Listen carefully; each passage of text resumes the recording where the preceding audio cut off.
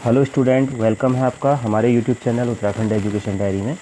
तो जो हम उत्तराखंड का यहाँ पर हिस्ट्री पढ़ रहे थे आधुनिक काल की, तो मुख्य रूप से इसमें अजय रावत जी की जो बुक है उससे, तो उत्तराखंड का हम राजनीतिक इतिहास जो पढ़ रहे थे, इसमें हम जो ब्रिटिश प्रशासनिक व्यवस्था थी उसको यहाँ पर पढ़ रहे हैं। और जो ब्रिटिश प्रशासनिक जो व्यवस्था है उसको हम यहाँ पर पढ़ रहे हैं इस क्लास में। इसकी यह दूसरी क्लास है। इसके पहले हमने जो कमिश्नरों का समय था वो यहाँ पर देखा था, कमिश्नरों का समय। तो वो पहली क्लास में हमने कमिश्नरों का समय देखा था, तो वहाँ पर थोड़ा सा उसका रिवीजन, हम एक क्विक रिवीजन कर लेते हैं जो हमने पिछली क्लास में पढ़ा था। तो हमने जाना था कि पहले जो कुमाऊं कमिश्नरी थी उसमें 3 ज़िले थे। पहला अल्मोड़ा और ब्रिटिश गढ़वाल की स्थापना 1839 में हुई थी और नैनीताल की स्थापना 1891 में हुई थी। और ब्रिटिश कुमाऊं को गैर विनियमित क्षेत्र के रूप में 1815 से ही हमने मतलब अंग्रेज़ों ने यहाँ पर शासित करना शुरू किया। ईस्ट इंडिया कंपनी ने एक तरह से इसको शासित करना शुरू किया। गैर विनियमित क्षेत्र वह क्षेत्र होता है जहाँ पर बंगाल प्रेसिडेंसी के नियम लागू नहीं होते हैं। मतलब जो नियम भारत पर लागू हो रहे थे वो गैर विनियमित क्षेत्र या नॉन रेगुलेशन प्रांत पर लागू नहीं होते हैं। तो पहले कमिश्नर यहाँ के कौन बने थे? Edward Gardner. यह हम पिछली क्लास की एक समरी कर रहे हैं, ध्यान रखिएगा। आज की क्लास अभी शुरू होगी, तो आज की क्लास को इससे आगे देखेंगे ताकि पिछली समरी को हम देख लें। तो गार्डनर 1815 में बने थे। 1815 में बन के केवल उनका 9 महीने का एक कार्यकाल रहा। उसके बाद उन्हें काठमांडू कोर्ट में कंपनी के राजनीतिक एजेंट के रूप में नियुक्त कर दिया गया। उसके बाद ट्रेल बने। ट्रेल जब बने थे तो ट्रेल ने क्या किया, कुमाऊं को 26 परगनों में बांट दिया था और यहाँ पर राजस्व ग्रामवार सीमाओं का अभिलेखन किया गया, जिसको 80 साला बंदोबस्त कहा है यहाँ पर। फिर उसके बाद उन्होंने 1817 में ट्रेल की नियुक्ति हुई थी, ये ध्यान रखिएगा। 1819 में उन्हें 9 पटवारियों के पद सृजित किए, 25 में 17 हो गए, 30 में 63 हो गए थे। उसके बाद पटवारियों के यह सारे कार्य, काफ़ी सारे कार्य पटवारियों को दे दिए गए थे और उसमें पटवारी जो थे उनको रिवेन्यू पुलिस की संज्ञा दी गई थी। और यह उत्तराखंड की पूरे भारत में एक विशिष्ट पहचान है। और इसके अलावा ट्रेल ने क्या किया था, उन पर ऊपर उनको ईसाई हिंदू धर्म के प्रचार मतलब का आरोप लगा था। ईसाई होने के बाद भी हिंदू धर्म के प्रचार होने का आरोप लगा था। केदारनाथ बद्रीनाथ मार्ग का जब वह निर्माण में उन्होंने ज़्यादा रुचि ली, यह हमने जाना। 1829-30 में सस्पेंशन पुलों का निर्माण हुआ था। 1816 और 1821 में जेलें बनाई गई थी और कैदियों को जो सड़क निर्माण में उपयोग किया जाता था। डाक व्यवस्था 1824 में शुरू हुई थी हमारे यहाँ उत्तराखंड में। और इसके अलावा चिकित्सा क्षेत्र में ट्रेल ने क्या किया था, 1833 में अल्मोड़ा में देशी चिकित्सक की नियुक्ति करी थी। इसके बाद ट्रेल के बाद तीसरे कमिश्नर एक स्थानापन्न कमिश्नर बने थे, मतलब थोड़े समय के लिए, मोस्ले स्मिथ। उसके बाद जो एक रेगुलर नियुक्त किए गए थे वो कौन थे? कर्नल जॉर्ज गोवान थे। 1836 से 38 तक अनुभवहीन थे, इनकी शिकायतें हुई थी काफ़ी ज़्यादा, तो इनको हटा दिया गया। फिर चौथे कमिश्नर जॉर्ज लूसिंगटन बने और इन्होंने क्या किया, इन्हीं के काल में नैनीताल का नगरीकरण हुआ, नगर पालिका गठन हेतु एक्ट पारित हुआ, प्रथम बाईलाज का अनुमोदन हुआ और इनके काल में 1845 में नैनीताल खैरना मार्ग का भी निर्माण प्रारंभ हुआ। 1848 में इन्होंने क्या करा था, गोपेश्वर नदी के ऊपर पुल का निर्माण करवाया था बागेश्वर में। और इसके बाद इन्होंने क्या करा था, बद्रीनाथ केदारनाथ मार्ग पर 1840 में स्वदेशी चिकित्सकों की भी नियुक्ति करी थी। ये काफ़ी सारे इनके कार्य थे। इसके बाद जॉर्ज हेलिट बैटन आए थे। तो जॉर्ज हेलिट बैटन के काल को क्या कहा जाता था, कुमाऊं का, ब्रिटिश शासन का कुमाऊं में स्वर्णकाल कहा जाता था। यह जो थे, इनके 2 असिस्टेंट थे, इनके 2 सीनियर असिस्टेंट कमिश्नर थे, एक जॉन स्ट्रेची, दूसरा हेनरी रैमजे। जॉन स्ट्रेची बाद में गवर्नर जनरल की काउंसिल के सदस्य बने और इनके बाद, और दूसरे जो हेनरी रैमजे थे, यह इनके बाद यहाँ के कमिश्नर नियुक्त हुए। 28 वर्ष तक इन्होंने शासन किया था। इनके काल की सबसे मुख्य बात थी खसरा सर्वेक्षण। खसरा जो शब्द है यह भूमि से संबंधित है। एक प्रकार से मैं आपको बता देता हूँ, ज़मीन रिकॉर्ड की एक इकाई होती है जो खसरा नंबर से जानी जाती है। ज़मीन रिकॉर्ड की एक खसरा जो होती है एक इकाई होती है और यह जो है खसरा नंबर से जानी जाती है इसको। और इसको खतौनी एक रजिस्टर होता है, प्रत्येक खसरा नंबर के साथ उसमें स्वामी का नाम लिखा होता है, यह ध्यान रखिएगा। तो इसके बाद यह खसरा सर्वेक्षण और उन्होंने प्रशिक्षित पटवारियों की भी नियुक्ति करी। तो अब आज की क्लास को हम आगे को शुरू करते हैं। तो हम बैटन के काल को हम पढ़ रहे थे। इनका काल 1848 से 56 तक था। तो बैटन काल में डाक बंगलों का रखरखाव की तरफ भी ध्यान दिया गया था। प्रश्न आ सकता है कि किसके काल में डाक बंगले की तरफ, मतलब डाक बंगलों का रखरखाव की ओर भी ध्यान दिया गया था, तो वह कौन थे? बैटन। और एक महत्वपूर्ण कार्य ये किया गया 1849 में, इन डाक बंगलों को यात्रियों हेतु खोल दिया गया था। यात्रियों हेतु खोल दिया गया था मतलब जो भी यात्री आते थे उनके रहने के लिए इनको खोल दिया गया था। अब ये अंग्रेजी होते होंगे यात्री, उस समय ज़्यादातर जो इसमें रहते होंगे, या कुछ उच्च जो मतलब ज़्यादा मतलब रिच हैं वो इनमें रहते होंगे। तो अप्रैल 1849 में यात्रियों हेतु इन डाक बंगलों को खोल दिया गया बैटन के कार्यकाल में, और चौकीदार के स्थान पर यहाँ बैरों की नियुक्ति की गई। बैरा मतलब एक तरह से क्या, जो खाना बनाने वाले लोगों को रखा गया, ताकि मतलब खाना बनाने को जो यहाँ पर मतलब इन चौकीदार जो होते थे वो खाना नहीं बना सकते थे। तो जब बैरों की यहाँ पर नियुक्ति की गई तो क्या बावर्ची, बैरा मतलब एक तरह से बावर्चियों की नियुक्ति की, जिससे भोजन की सुविधा भी इन यात्रियों को प्राप्त हो सके, और वह चौकीदारी का भी काम करते थे। तो यह सब बैटन के कार्यकाल में हुआ। आगे देखते हैं। इसके बाद जो बने हेनरी रैमजे बने। यह एक तरह से कुमाऊं के छठे कमिश्नर नियुक्त हुए थे, और हमने जाना था कि यह बैटन के पिछली क्लास में बैटन के क्या थे, सीनियर असिस्टेंट कमिश्नर थे इससे पहले। तो जब नियुक्त हुए 1856 से 84, मतलब 28 वर्ष इनका कार्यकाल रहा। बहुत महत्वपूर्ण इनका कार्यकाल है, और सारा ही कार्यकाल से काफ़ी ज़्यादा प्रश्न पूछे जाने की संभावना रहती है हमेशा हर एग्ज़ाम में, चाहे वो UKSSC का हो चाहे UKPSC का हो, सभी में। और अगर आप लिखित एग्ज़ाम भी इनका देना मतलब लिखित परीक्षा भी अगर आपकी कोई होती है, वहाँ पर इनके बारे में लिखना होता है, तो ये सभी तथ्य काफ़ी हेल्प करेंगे आपकी लिखने में भी। तो देखिए हेनरी रैमजे ये थे, तो इनका 6 वर्ष मतलब छठे कमिश्नर नियुक्त हुए, 28 वर्ष का कार्यकाल। तो इन्होंने इससे पहले ही देखिए इन्होंने कुछ कार्य किए थे, जैसे कुष्ठ रोगियों की मतलब कुष्ठ रोगियों के लिए ये इनका जो एक बहुत अच्छा प्रयास था कह सकते हैं। यह इन्होंने क्या करा था, कमिश्नर की नियुक्ति से पूर्व ही, जब यह क्या थे, कनिष्ठ सहायक कमिश्नर थे, तो उस समय पे इन्होंने मतलब क्या करा था, कुष्ठ रोगियों की बुरी स्थितियों को देखकर यह बहुत ही ज़्यादा दुखी हुए थे, कुष्ठ रोगियों की बुरी स्थिति को देख करके। और उन दिनों समाज में कुष्ठ रोगियों को क्या कर दिया जाता था, बहिष्कृत कर दिया जाता था। मतलब वो जो गांव होते हैं वहाँ से दूर गुफाओं में अपना जीवन व्यतीत करते थे, भूखे प्यासे ऐसे ही वहाँ मर जाते थे। तो इन्होंने क्या किया, 1848 में गणेश की गैर नामक स्थान पर क्या करा, छोटे मकान उनके लिए बनाए। पत्थर के या छोटे मकान थे, यह इन्होंने इनके लिए बनाए थे उन्होंने। और इसके बाद इन्होंने कुष्ठ रोगियों के लिए कुछ अन्य कार्य और किए, जैसे 1854 में इन्होंने अल्मोड़ा नगर से बाहर कुष्ठ आश्रम या चिकित्सालय की स्थापना करी। क्या 1854 में इन्होंने अल्मोड़ा नगर से बाहर एक कुष्ठ आश्रम बनाया तथा एक चिकित्सालय भी बनाया। और ध्यान रखिएगा, यह आज भी जो यह आश्रम स्थित है, आज भी यह कुष्ठ रोगियों की सेवा कर रहा है। हेनरी रैमजे ने जैसे बनवाया था, और यह इन्होंने कमिश्नर बनने से पहले कर रहे दोनों काम। मतलब ये 1856 में कमिश्नर बने हैं, 1848 में गणेश की गैर में इन्होंने रहने की व्यवस्था करी, छोटे मकान बनाए 1854 में। तब ये क्या थे, सीनियर असिस्टेंट कमिश्नर थे उस समय पर। तो ये दोनों चीज़ याद रहनी चाहिए। अल्मोड़ा नगर से बाहर कुष्ठ आश्रम इन्होंने स्थापित किया था, चिकित्सालय भी बनाया। आज वर्तमान समय में भी यह अच्छे से सेवाएँ अपनी दे रहा है। इसके बाद इन्होंने अगला जो कार्य किया, तराई भाबर जो है वहाँ पर नहरों का एक तरह से जाल बिछा दिया सिंचाई के लिए। तराई भाबर नहरों का जाल सा बिछा दिया। इनके कार्यकाल में 219.6 किलोमीटर लंबी नहरें बिछाई गई थी। 219.6 किलोमीटर लंबी, बहुत ही महत्वपूर्ण है। पूछा जा सकता है हेनरी रैमजे ने तराई में कितनी नहरें बिछाई थी, तो 219.6 किलोमीटर लंबी नहरें बनाई थी। और यह नहरें जो 1897 तक, 1884 में यह रिटायर हो गए थे, तो इनके कार्यकाल के बाद 1897 ईस्वी तक 243.28 इनकी मतलब लंबाई हो गई थी। इन्हीं के प्रयासों से मतलब इन्हीं ने शुरुआत करी, तो बाद में इन्हीं की वजह से इनकी लंबाई थोड़ा और बढ़ी, 243.28 किलोमीटर तक इतनी यह नहरें लंबी हो गई थी। यह अपने आप में उस समय के हिसाब से बहुत बड़ा नंबर है। 219.6 किलोमीटर लंबी नहरें इन्होंने जाल बिछाया था वहाँ पर, कहाँ पर, तराई क्षेत्र में।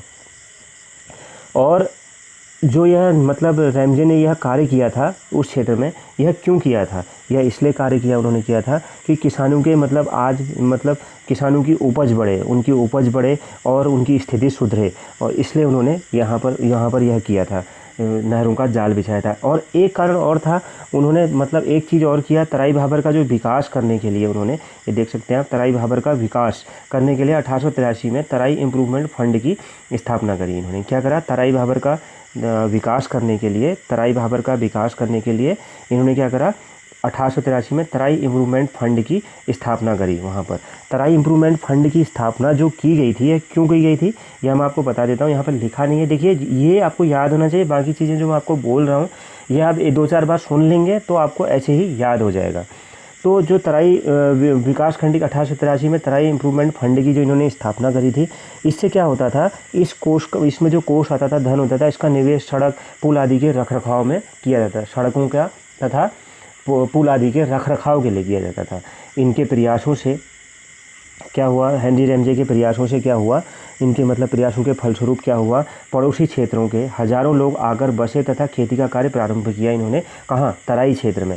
हेनरी रैमजे के प्रयासों से ही पड़ोसी क्षेत्रों के, पड़ोसी क्षेत्र जैसे क्या हो गए हमारे तराई क्षेत्र के पड़ोसी क्षेत्र क्या क्या हो गए, जैसे आज का उत्तर प्रदेश हो गया, हरियाणा, पंजाब से आकर बसे यहाँ पर लोग। हरियाणा कहाँ से, उत्तर प्रदेश, हरियाणा, पंजाब से आकर के लोग यहाँ पर बसे और उन्होंने खेती का कार्य प्रारंभ किया।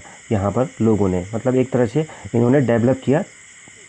आपने इन प्रयासों से नहर बिछा करके, तराई इम्प्रूवमेंट फंड बना करके, और फिर उसके बाद यहाँ पर उन्होंने लोगों को बसाया। तराई भाबर का उन्नत रूप जो आज हम देखते हैं, तराई भाबर का जो उन्नत रूप आज हम देखते हैं, इसमें दो मतलब कुछ बहुत ही महत्वपूर्ण योगदान हम देख रहे हैं। उस विकास को प्रारंभ करने का श्रेय हेनरी रैमजे, मतलब तराई भाबर का उन्नत रूप आज जो है, तो उस विकास को प्रारंभ करने का श्रेय हेनरी रैमजे तथा चंद शासकों को जाता है। हेनरी रैमजे तथा चंद शासकों को जाता है। तो हेनरी रैमजे तो हमने जान लिया, तराई इम्प्रूवमेंट फंड इन्होंने बनाया था हेनरी रैमजे ने। इसके अलावा इन्होंने मतलब वहाँ पर नहरों का जाल बिछाया, ये सब बहुत कार्य करके, और अन्य लोगों को यहाँ पर उन्होंने बसाया। कहाँ के, उत्तर प्रदेश, हरियाणा, पंजाब के लोगों को, और कृषि प्रारंभ करवाई इस तरह से। और चंद शासक कब के थे, मध्यकाल के। तो मध्यकाल में चंद शासकों ने भी कुछ किया। ये हम पूरा वहाँ पर पढ़ेंगे जब हम मध्यकाल पढ़ रहे हैं। अभी हम आधुनिक इतिहास पढ़ रहे हैं, जैसे हम आधुनिक भारत का इतिहास पढ़ते हैं, वैसे हम उत्तराखंड का आधुनिक इतिहास एक तरीके से पढ़ रहे हैं, जो बहुत महत्वपूर्ण है एग्जाम के लिए, इसलिए पहले इसको पढ़ रहे हैं। तो चंद शासक मध्यकाल के थे। इन्होंने भी तराई के मतलब भाबर के जो उन्नत रूप है, उसके पीछे इनका भी काफ़ी योगदान था। इन्होंने क्या करा, मध्यकाल में रुद्रपुर, बाजपुर और काशीपुर नाम के यहाँ पर क्या करें, 3 महत्वपूर्ण नगरों की स्थापना करी। रुद्रपुर की स्थापना किसने करी, राजा रुद्रचंद्र ने। बाजपुर की स्थापना बाज बहादुर चंद्र ने। तथा जो काशीपुर था उसकी स्थापना किसने करी थी, चंद राजाओं के गवर्नर काशीनाथ अधिकारी ने। किसने करी थी काशीपुर की स्थापना, चंद राजाओं के गवर्नर काशीनाथ अधिकारी ने स्थापना करी थी। ये ध्यान रखना चाहिए। तो तराई का जो भाबर का जो हम आज जो विकसित रूप देख रहे हैं, उसके पीछे हेनरी रैमजे और चंद शासकों का योगदान है। चंद शासकों में भी राजा रुद्रचंद्र, बाज बहादुर चंद्र तथा काशीनाथ अधिकारी। आगे प्रश्न देखते हैं। इन्होंने स्कूली शिक्षा के क्षेत्र में भी बहुत ज़्यादा काम किया था। तो नैनीताल को स्कूली शिक्षा का केंद्र बनाया 1857 के बाद इन्होंने, मतलब नैनीताल को स्कूली शिक्षा का केंद्र बनाया। 1856 में ये कमिश्नर बने यहाँ के। तो 1857 के बाद इन्होंने स्कूली शिक्षा का इसको एक तरह से केंद्र बना दिया था। मध्यम वर्गीय परिवारों के लिए उत्कृष्ट विद्यालयों की स्थापना करी। ध्यान रखिएगा, मध्यम वर्ग के परिवारों के लिए इन्होंने एक तरह से यहाँ पर नैनीताल को मतलब शिक्षा का केंद्र बनाया था, मध्यम वर्ग के परिवारों के लिए 1857 के बाद। तो ध्यान रखिएगा, जो भी अगर एग्ज़ाम में प्रश्न आता है, अगर आप उसका उत्तर नहीं दे पाते हैं, तो ज़्यादातर जो विद्यालय स्थापित हुए हैं नैनीताल में, अगर उनकी मतलब किस कमिश्नर के समय में स्थापित हुए, इस तरह का प्रश्न पूछा जाता है। और वहाँ पर तो आपको ज़्यादातर मतलब 90% विद्यालय नैनीताल में हेनरी रैमजे के काल में ही स्थापित हुए हैं। तो आप वहाँ पर ऐसे भी टिक कर सकते हैं। दूसरा, अगर समय भी पूछा जाता है, अगर आप समय किस सन में स्थापित हुए अगर आप नहीं जानते हैं, तो हेनरी रैमजे का कार्यकाल 1856 से कब तक रहा, 1884 तक रहा। इस बीच में अगर कोई ऐसा नंबर वहाँ पर होता है तो आप उसे भी टिक कर सकते हैं। यह मतलब आंसर देने की अगर आप भूल जाते हैं तो उसलिए है। तो यहाँ पर कुछ स्कूलों को बहुत ज़्यादा महत्वपूर्ण है, जैसे यह 1805 में इन्होंने मिशन स्कूल की स्थापना करी। वर्तमान में यह CRST इंटरमीडिएट कॉलेज नाम से आज भी वहाँ पर चालू है। 1850 में mission school CRST intermediate college के नाम से आज भी वहाँ पर यह चालू है वो लगातार। अगला 1867 में, ध्यान रखिएगा इनके सन बहुत महत्वपूर्ण है। वर्तमान नाम भी जिनके आज वर्तमान में नाम बदल गए हैं वो बहुत ज़्यादा महत्वपूर्ण है। वो स्कूल कॉलेज बहुत ही ज़्यादा महत्वपूर्ण है जिनके नाम वर्तमान में बदल गए हैं। तो ये सारे ही सभी हैं, आपको एक तरीके से यह रटने पड़ेंगे और बहुत ज़रूरी है इनको रटना, एग्ज़ाम में पूछे जाते हैं। तो अगला है 1867 में शेरवुड कॉलेज, आप जानते ही हैं, काफ़ी मशहूर लोगों ने भी यहाँ पे पढ़ाई करी है, तो यह तो याद ही होगा आपको पहले से। अगला है, इन्होंने 1869 में ऑल सेंट्स कॉलेज की स्थापना करी। कब, 1869 में। ये उतना महत्वपूर्ण नहीं है ये वाला, लेकिन यह है काफ़ी महत्वपूर्ण। 1877 में देखिए स्टोनले स्कूल जिसका वर्तमान नाम क्या है, बिड़ला विद्या मंदिर। वर्तमान नाम इसका क्या है, स्टोनले स्कूल का बिड़ला विद्या मंदिर। 1877 में इसकी स्थापना किसने, हेनरी रेंजे के काल में हुई थी। हेनरी रेंजे ने इसकी स्थापना करवाई थी स्टोनले स्कूल की। आज वर्तमान में बिड़ला विद्या मंदिर के नाम से कार्यरत है, अभी भी लगातार चल रहा है। 1877 में 1878 में सेंट मैरिज कॉन्वेंट की स्थापना हुई थी। किसकी, सेंट मैरिज कॉन्वेंट की। तो ये भी ठीक ठाक महत्वपूर्ण है। और ये बहुत महत्वपूर्ण है जिनके उपनाम हैं, अलग अलग उपनाम वाले, जैसे हमने पढ़ा था 1850 में mission school, CRST intermediate college, 1867 Sherwood college हमने पढ़ा, तो ये काफ़ी महत्वपूर्ण। 1877 स्टोनले स्कूल की स्थापना हुई थी, वर्तमान में बिड़ला विद्या मंदिर के नाम से है, और ये भी काफ़ी महत्वपूर्ण है। 1884 में वेलजली हाई स्कूल की स्थापना भी नैनीताल में की गई थी। तो देखिए सारे इनके कार्यकाल के ही हमने देखे, 1850 से लेकर के 1884 तक इनके जो कार्यकाल के में ही ज़्यादातर स्थापित हुए हैं। तो 1850 वाला जो है ये इनके कार्यकाल से थोड़ा पहले का है। जो 1850 वाला है वो मैंने थोड़ा सा मिस्टेक से बोल दिया हेनरी रेंजे के कार्यकाल में, वो उसको थोड़ा सा आप मतलब पहले का 1850, तो शेरवुड कॉलेज से लेकर के वेलजली हाई स्कूल तक के इनके कार्यकाल के हैं। तो 1888 में सेंट जोसेफ कॉलेज की स्थापना की गई थी, ये भी ध्यान रखिएगा। आगे देखते हैं, बहुत ही महत्वपूर्ण है यह भी। विलियम बटलर 1858 में भारत के प्रथम मेथोडिस्ट चर्च की स्थापना नैनीताल में की इन्होंने।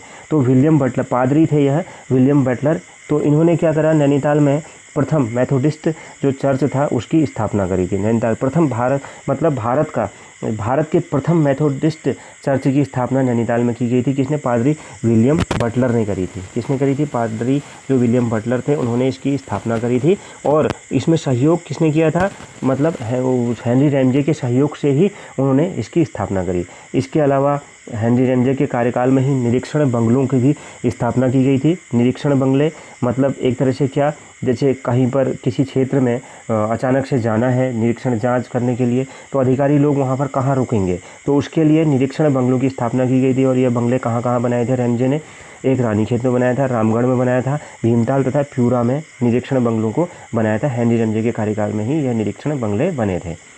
अगला देखते हैं, आपदा प्रबंधन का प्रथम अभिनव प्रयास, मतलब प्रथम एक अभिनव, यहाँ पर मैं लिख दे रहा हूँ अभिनव प्रयास। इससे पहले भी छोटे मोटे आपदा प्रबंधन के किए गए थे, लेकिन प्रथम अभिनव प्रयास, आपदा प्रबंधन का प्रथम अभिनव प्रयास, एक अच्छा प्रयास हेनरी रेंजे ने ही किया था। प्रथम मतलब इन्होंने हेनरी रेंजे द्वारा ही किया गया था एक अच्छा प्रयास। और भूस्खलन के संदर्भ में पहली बार, मतलब वैसे तो आपदा प्रबंधन का मतलब प्रथम अभिनव प्रयास हेनरी रेंजे के कार्यकाल में हुआ, एक अच्छा प्रयास किया, प्रयास इससे पहले भी है, लेकिन सबसे बेस्ट प्रयास हेनरी रेंजे ने ही किया था।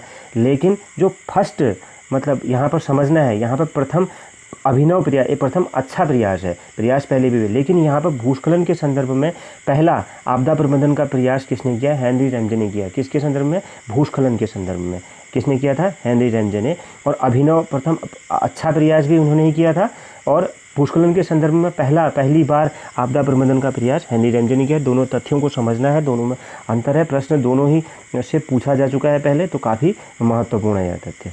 अगला है 1867 में नैनीताल में प्रथम भूस्खलन हुआ। 1867 में क्या हुआ, नैनीताल में प्रथम भूस्खलन हुआ। ये डेट याद होनी चाहिए, क्योंकि इससे काफ़ी ज़्यादा चीज़ें, जिस भी मतलब घटना से कई चीज़ें जुड़ी होती हैं, वह घटनाएं एग्जाम के लिए काफ़ी महत्वपूर्ण होती हैं, तो वह याद होनी चाहिए। और हेनरी रेंजे के कार्यकाल से तो सारी चीज़ें हमें पता ही होनी चाहिए एग्जाम की दृष्टि से, जो भी महत्वपूर्ण होती हैं। तो 1867 में नैनीताल में प्रथम भूस्खलन हुआ। इसके जब यह भूस्खलन हुआ तो प्रशासन द्वारा हिल साइड कमेटी की स्थापना की गई। ध्यान रखिएगा, 1867 में नैनीताल में प्रथम भूस्खलन हुआ और हिल साइड सेफ्टी कमेटी की स्थापना की गई थी। इस भूस्खलन गठित की गई। इस कमेटी को गठित करने का उद्देश्य क्या था, एक ही उद्देश्य होगा, क्या, भूस्खलन के कारणों को जानना और पहाड़ों को कैसे सुरक्षित रखें। भूस्खलन का मतलब होता है पहाड़ों से मतलब बारिश, वर्षा, बादल फटना, इन वजहों से, पानी की वजह से क्या होगा, ज़मीन का मतलब पहाड़ों का खिसक जाना, उनसे मिट्टी का नीचे गिरना, पत्थर, इनका यह भूस्खलन में आता है। तो पहाड़ों में समस्या अधिक होती है। तो हिल साइड सेफ्टी कमेटी, जब भूस्खलन हुआ नैनीताल में प्रथम, तो हिल साइड सेफ्टी कमेटी गठित की गई। और यह जो कमेटी गठित की गई, यह कमेटी गठित करने के पीछे उद्देश्य क्या था, मतलब क्या क्या उद्देश्य था, भूस्खलन के कारणों को जानना, पर्वतों को सुरक्षित रखने का उपाय करा जाना।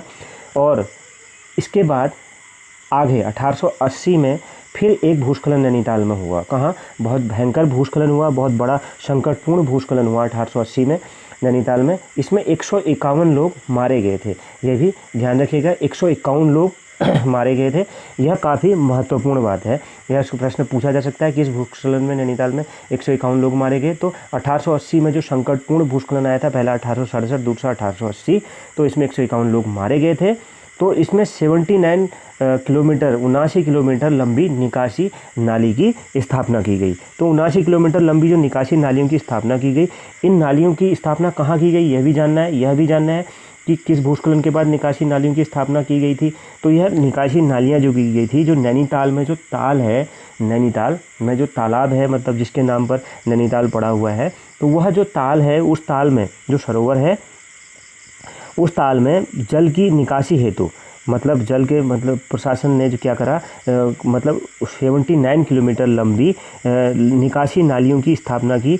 इन नालियों द्वारा क्या किया जाता था, नैनी सरोवर के जलागम क्षेत्र से, मतलब जो नैनी सरोवर का जलागम जल वाला क्षेत्र था, वहाँ से पानी को निकास किया जाता था, निष्कासन करना था। अगर बारिश ज़्यादा हो गई, भर गया, तो उसे भूस्खलन को रोकने के लिए, मतलब उसे भूस्खलन ना हो उसको रोकने के लिए पानी के निष्कासन की व्यवस्था की गई थी। तो ये इनके कुछ इस तरह के कार्य थे। अब जब इनका कार्यकाल की एक महत्वपूर्ण जो ये है कि 1857 का स्वतंत्रता संग्राम में इनकी अहम भूमिका थी। अब क्या भूमिका थी? एक तरह से तो हम यह कह सकते हैं कि उत्तराखंड वालों ने मतलब 1857 के शांत में जो हमारे देश का प्रथम स्वतंत्रता संग्राम भी कहा था, उसमें कोई मतलब बहुत कम भाग लिया। यह एक दुर्भाग्य की बात है। लेकिन हाँ, हम अभी यहाँ पर हेनरी रंजे के कार्यकाल से संबंध पढ़ रहे हैं, तो उस विषय से हम इसकी चर्चा करेंगे। तो देखिए, 1857 का संग्राम जो में इन्होंने अहम भूमिका निभाई। तो 1857 का जब स्वतंत्रता संग्राम हुआ था, ये एक तरह से सैनिक विद्रोह था। तो यह 10 मई 1857 से शुरू हुआ था। 1 नवंबर 1858 तक यह मतलब 1 नवंबर 1858 को पूर्ण रूप से एक तरह से यह समाप्त हो गया था, ठंडा पड़ गया था। चलता रहा था आगे भी, लेकिन इसको एक तरह से दबा दिया गया था इस समय तक। तो जब यह संग्राम शुरू हुआ तो और 1 नवंबर 1858 देख सकते हैं आप, लगभग 1 साल का समय हम मान सकते हैं याद रखने के लिए। तो 1 साल के समय में जो हमारा यह क्षेत्र था, मतलब यह उनके प्रयासों से जो है यहाँ पर यह हमारा क्षेत्र, यह जो यहाँ का क्षेत्र था, यह काफ़ी शांत क्षेत्र रहा। यहाँ कुछ भी ऐसी घटनाएं, अप्रिय घटनाएं नहीं हुई थी एक तरीके से। मतलब लोगों ने यहाँ भाग ही नहीं लिया था और स्वतंत्रता संग्राम में, और जो लिया भी थी छुटपुट घटनाएं भी, उन्हें तो हेनरी रंजे ने आसानी से हैंडल कर लिया था। तो 1857 का संग्राम में यहाँ की हेनरी रंजे के कार्यकाल में हुआ था जो, उसमें यहाँ के लोगों ने क्या कहा, मतलब यहाँ के लोगों ने बहुत कम भाग लिया। तो इस वजह से यह क्या रहा, एक शांत क्षेत्र रहा। यहाँ पे एक डेट लिखी हुई है, ध्यान रखिएगा, 1 नवंबर 1858। तो 1 नवंबर 1858, इस डेट के बारे में मैं थोड़ा सा आपको चर्चा कर देता हूँ। यह ध्यान रखिएगा, ये डेट खास है क्योंकि इस दिन क्या किया गया था, इलाहाबाद में क्या किया था, जब 1858 का 57 का स्वतंत्रता संग्राम हो रहा था, तो इलाहाबाद को क्या बनाया गया था, आपातकालीन मुख्यालय बनाया गया था। अंग्रेजों ने अपना आपातकालीन मुख्यालय बनाया था। तो वहीं पर जब इसको दबा दिया गया, तो 1 नवंबर 1858 को कौन था, गवर्नर जनरल थे, कौन, लॉर्ड कैनिंग, इनको कहा जाता था, गवर्नर जनरल थे जो कैनिंग। उन्होंने क्या करा, महारानी का घोषणा पत्र पढ़ा।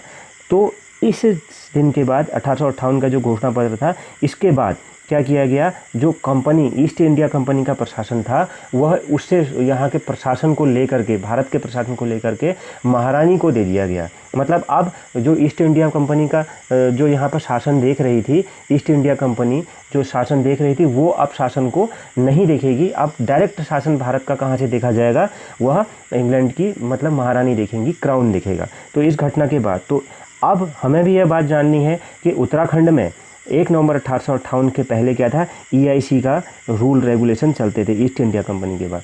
और 1 नवंबर 1858 के बाद से, मतलब 1858, 1 नवंबर भी छोड़ देते हैं, 1858 का जो महारानी का घोषणा पत्र था, इसके बाद यहाँ पर किसके रूल चलेंगे, एक तरह से ब्रिटिश मतलब क्राउन के, महारानी का मतलब महारानी के अंडर ये हो गया था। पहले EIC के अंडर था, अब यह महारानी के अंडर हो गया था 1858 से। यह ध्यान रखने की बात है काफ़ी। और 1858 में क्या किया गया था, एक तथ्य ये भी है कि जो कैनिंग था वो पहले गवर्नर जनरल कहलाते थे भारत के, उसके बाद से उनको क्या कर दिया गया, वायसराय का, मतलब गवर्नर जनरल की पोस्ट समाप्त करके वायसराय कह दिया गया, उन्हें वायसराय बना दिया गया। तो इसकी चर्चा हम आज जब पढ़ेंगे जनरल की GS की स्टडी, वहाँ पर उसकी चर्चा करेंगे। तो आगे देखते हैं, काफ़ी लंबी चर्चा हो गई इस विषय पर। तो अगला है रुहेलखंड कमिश्नर को इन्होंने शरण दी थी। जो रुहेलखंड के कमिश्नर थे, जब यहाँ पर 1857 का संग्राम हुआ था तो यह शांत क्षेत्र था, तो इन्होंने क्या करा था, रुहेलखंड, एक तरह से बरेली वाला जो क्षेत्र है, बरेली वाले क्षेत्र को रुहेलखंड कहा जाता था। डिटेल में तो नहीं कह सकते, वाइड प्रोस्पेक्ट में हम नहीं कह सकते, लेकिन हाँ उसी एरिया में रुहेलखंड है। तो रुहेलखंड का क्षेत्र है, आता है एक मतलब कई जगहों के समूह को रुहेलखंड कहा जाता है, बरेली वाला एरिया हम मान सकते हैं। तो वहाँ के जो कमिश्नर थे, कौन थे, अलेक्जेंडर, वो थे वहाँ के कमिश्नर। उन्होंने यहाँ हमारे कुमाऊँ में शरण ली थी, यहाँ पर कुमाऊँ में शरण ली थी, तो यहाँ पर उनको शरण दी गई थी। इसके अलावा अन्य भी वहाँ पर बरेली डिवीज़न के जो कई अधिकारी थे, यूरोपीय व्यक्ति थे, उन्होंने नैनीताल में शरण ली। क्यों शरण ली, क्योंकि मतलब वहाँ पर जो 1857 का विद्रोह था वह बहुत ज़्यादा फैल गया था। स्वतंत्रता संग्राम के कारण वहाँ पर मतलब काफ़ी ज़्यादा अंग्रेज़ों को क्या किया जाता, मारा पीटा जा रहा था, तो उन्होंने यहाँ आकर के शरण ली थी और यहाँ पर आसानी से ये लोग रहे। अब यहाँ पर जब ये आ गए तो ये इनको खाएंगे पिएंगे क्या, इसलिए इन्हें रैमजे ने इनका आंशिक वेतन भी इन लोगों को दिया था, जो लोग यहाँ पर आए थे बरेली से इस अवधि में। मतलब इनको आंशिक वेतन, रहने के लिए जगह, ये सब चीज़ें इनको दी गई थी रैमजे द्वारा। यह अपने आप में बहुत महत्वपूर्ण बात है। अगला है संग्रामियों को कुमाऊँ प्रवेश करने से रोका। जो थोड़ा बहुत हमारे जो उत्तराखंड में भी स्वतंत्रता 1857 के संग्राम में लोग भाग ले रहे थे, तो मतलब जो संग्रामी थे मतलब 1857 के, उनको जून 1857 में कोटा में रोका गया। रैमजे के मतलब इनके कार्यकाल में रैमजे द्वारा रोक दिया गया था जून 1857 में कोटा में, ध्यान रखिएगा, बहुत महत्वपूर्ण है। अगला दूसरा है सितंबर 1857 में हल्द्वानी में रोका गया। कहाँ पर, सितंबर 1857 में भी जो संग्रामी थे उनको हल्द्वानी में रोका गया। पुनः 1858 में भी हल्द्वानी में दोबारा से उनको रोका गया था। हल्द्वानी नैनीताल जिले में पड़ता है, आप जानते होंगे। तो इन क्षेत्र में, तो इन 3 डेटों को आपको मालूम होना चाहिए, कंठस्थ याद भी होना चाहिए, बहुत महत्वपूर्ण यह डेट है। अगला देखते हैं, इसी संग्राम में मतलब जब यहाँ पर 1857-58 के बीच में जो हमारा जो प्रथम स्वतंत्रता संग्राम भारत में चल रहा था, उसी संग्राम में मतलब यहाँ पर मदद करने के लिए नेपाल ने क्या करा था, एक मतलब सहयोग के लिए, नेपाल ने सैनिक सहयोग के लिए रणवीर सेना नेपाल से प्राप्त हुई। मतलब सैन्य संग्राम को असफल करने हेतु नेपाल से सैनिक सहयोग के रूप में रणवीर सेना भी प्राप्त हुई थी। यहाँ मतलब रैमजे को एक तरह से प्राप्त हुई थी, उन लोगों ने दी थी।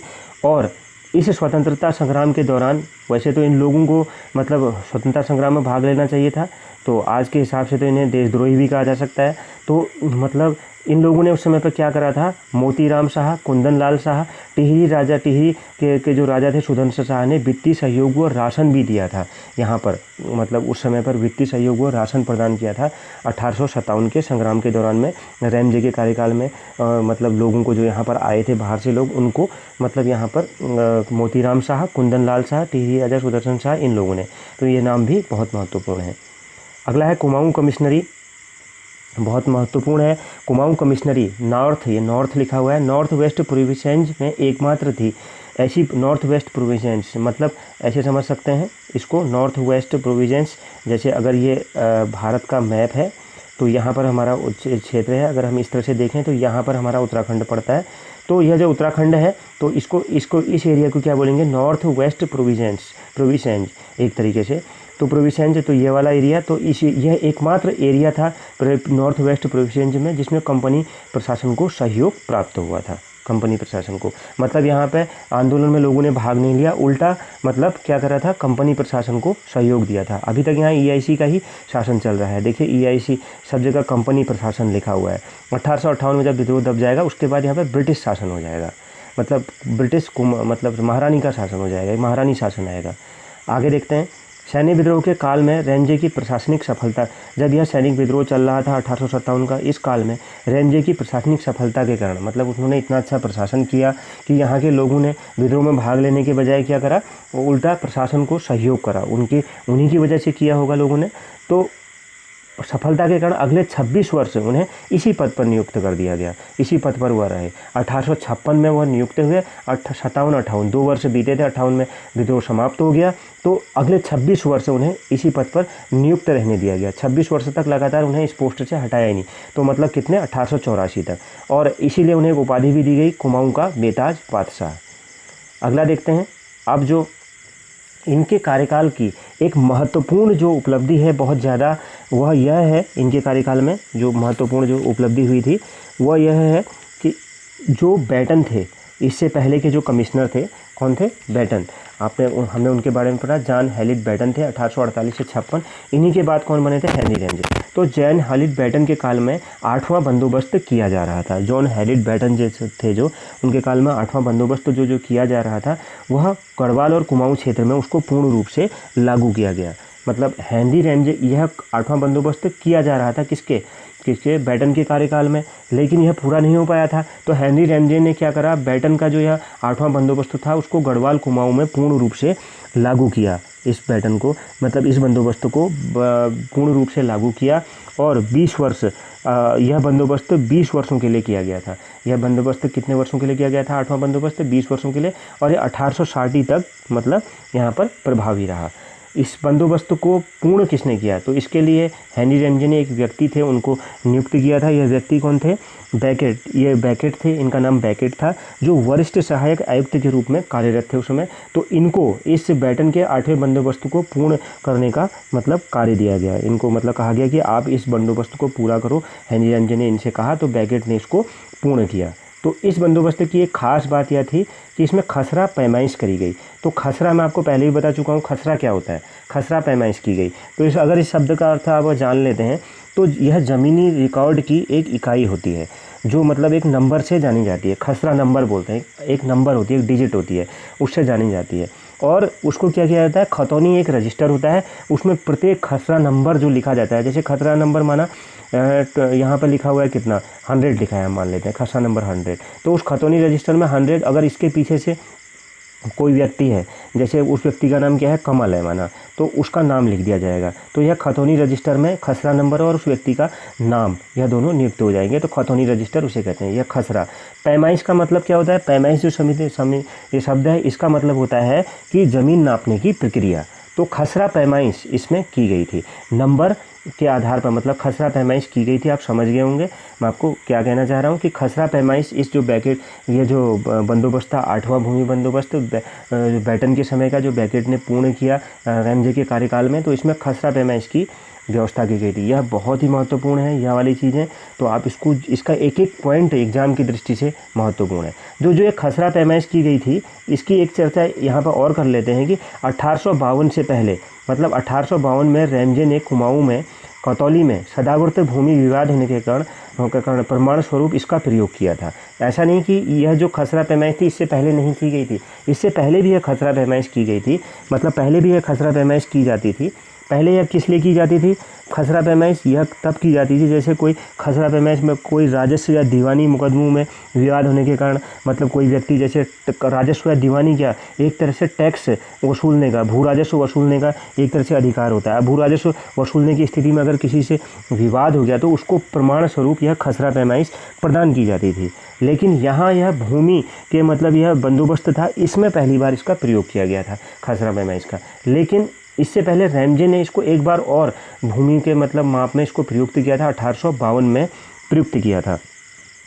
तो 1852 में रैमजे ने क्या करा? कुमाऊं के जो कतौली में सदावर्त भूमि, अब ये सदावर्त भूमि ऐसी भूमि होती है जिससे मतलब क्या होता था, जैसे जो यात्री हैं कहीं भी, एक तरह की ऐसी भूमि जिसका जो मतलब जो राशि प्राप्त हो, जो आय प्राप्त होती थी, उस आय का, जैसे कहीं पर यात्री ठहर रहे हैं वहाँ पर क्या किया जाता था, उस आय से उन यात्रियों को ठहरने की व्यवस्था, जैसे तीर्थ यात्रा वाले मार्ग हैं, जोशीमठ है, जोशीमठ में जो तीर्थयात्री ठहरते थे या कहीं अन्य जगह पर जो तीर्थयात्री ठहरते थे, तो उनके खाने पीने की व्यवस्था, उनके रहने की व्यवस्था, तो इस सदावर्त भूमि से वहाँ पर मतलब जो आय होती थी वहाँ पर खर्च किया जाता था। तो इस सदावर्त भूमि में विवाद होने के कारण प्रमाण स्वरूप रैमजे ने क्या किया था? खसरा पैमाइश को उपयोग किया था 1852 में। देखिए बहुत महत्वपूर्ण है यह, इसको बिल्कुल आप ध्यान रखिएगा। 1800 बैकेट बंदोबस्तों में जरूर खसरा पैमाइश शुरू हुई थी, करी थी रैमजे के कार्यकाल में, लेकिन 1852 में रैमजे ने उससे पहले इसे कतौली में क्या करा था? सदावर्त भूमि में इसको प्रयोग किया था। आगे देखते हैं।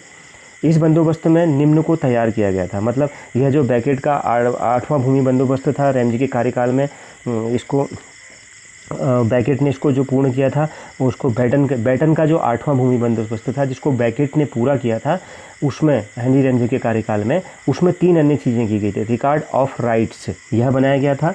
दूसरा खसरा मुंतखिब, मुंतखिब, यहाँ पे लिखा हुआ है। खसरा मैंने आपको बता दिया, एक डिजिट एक नंबर होता है। तो इसका मतलब क्या हुआ, समस्त खेतों को संबंधित कृषक के नाम से सूचीबद्ध करना। मतलब खसरा मुंतखिब यहाँ पर रिकॉर्ड ऑफ राइट से एक बनाया गया एक कागज़। दूसरा खसरा मुंतखिब भी किया गया इस ब्रैकेट बंदोबस्त में।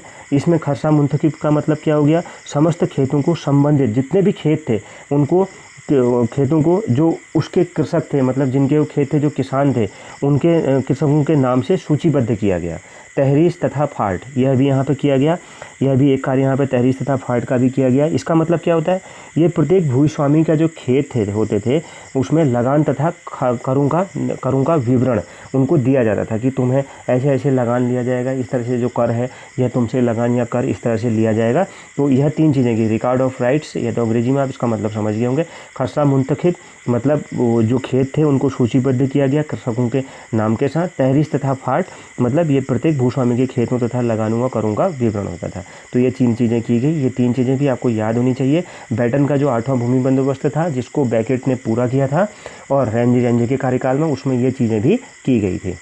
अगला है, भूमि को इसी बंदोबस्त में विभिन्न श्रेणियों में बांटा गया था। तो भूमि को विभिन्न श्रेणियों में बांटा गया था, बहुत महत्वपूर्ण है, ये भी आपको पता होना चाहिए।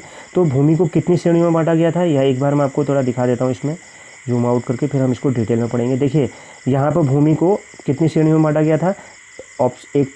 एक 2 3 देख सकते हैं आप, तलाव, उपराव, उखर, इस तरह से भूमि को बांटा था। तलाव, उपराव, उखर। इसके अलावा भी दिखा देता हूँ मैं आपको। इसके अलावा देखिए आप यहाँ पर